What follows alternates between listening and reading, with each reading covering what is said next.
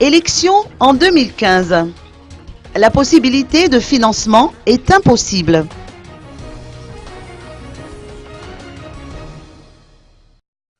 Le représentant de l'Union européenne à Madagascar, son Excellence Monsieur Leonidas Tesapsidis, a livré clairement sa position sur le financement des élections nationales pour l'année 2015. Par la même occasion, il s'est exprimé sur la tenue d'une concertation nationale sur la décentralisation les 21 et 22 juillet prochains. Écoutons ses propos. Je crois que vous devez poser la question au PNUD et à la présidente de la CENIT concernant les financements, les possibilités de finances. En tout cas, l'Union européenne a donné des contributions et a signé des accords avec le PNUD pour des opérations électorales pour les années 2013 et 2014. Les possibilités de financement en 2015 n'existent pas. Ça, c'est... Compositul de la concertație națională, de la concertație națională de l'Indie mardi, compositul de l'Union européenne. Qu'est-ce que vous voulez que je vous dise?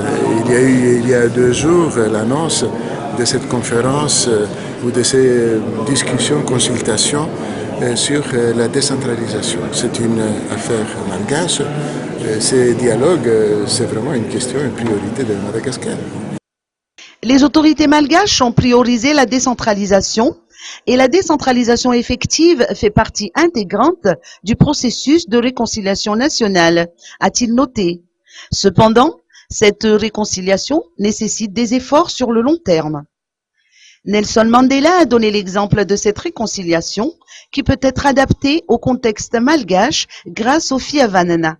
Écoutons les explications de son Excellence, Monsieur Leonidas Tesapsidis, à ce sujet. La réconciliation, c'est très important. La réconciliation qui passe aussi par la décentralisation, une décentralisation effective. Et ça prend du temps. Et aujourd'hui, nous fêtons la journée de Mandela. Mandela, quand même, a fait un grand travail pour la réconciliation dans son pays. Et cette réconciliation en Afrique du Sud continue. Merci beaucoup, monsieur l'ambassadeur. Justement, alors, beaucoup de gens disent que de manière pudique, ce qu'on appelle réconciliation nationale à Madagascar va au-delà du fait politique. C'est pas juste une réconciliation entre des hommes politiques, mais bien une espèce de cohésion nationale. On parle de racisme interethnique qui est encore présent ici. Est-ce que vous, ce sont des choses que vous avez pu constater? Est-ce qu'il y a un message particulier à l'occasion de ce Mandela's Day aujourd'hui pour Madagascar?